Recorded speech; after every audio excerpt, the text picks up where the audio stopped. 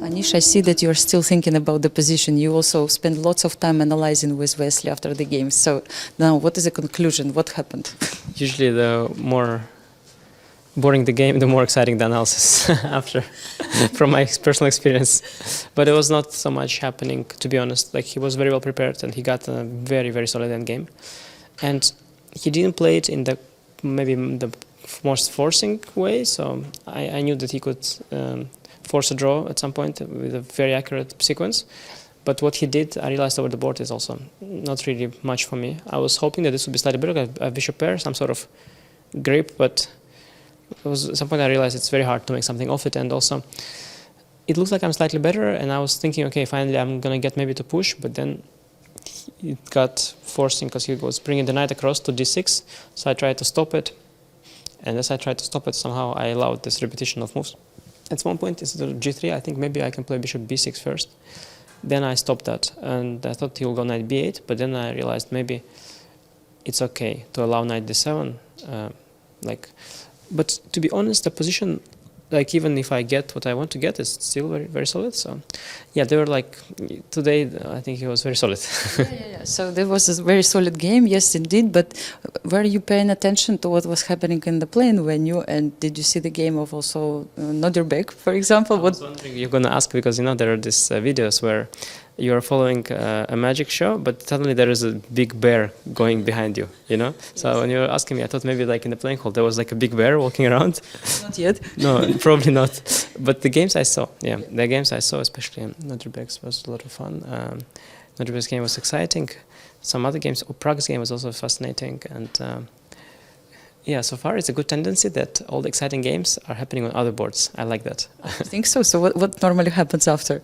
No, I don't know what happens after, but it's better this way than when it's exciting on yours. It's nice when your game is boring and, you know, you enjoy all the exciting chess on the other games, because exciting chess is very difficult. Yeah, at the same time, it depends on the result at the end, no? That's true. That is true. Yeah, but sometimes is it worth it? Yes. So, actually, you know, there was this very nice opening ceremony, and at one point the performer told you that in case if you want, nothing will happen with chess, you can always help him in his show.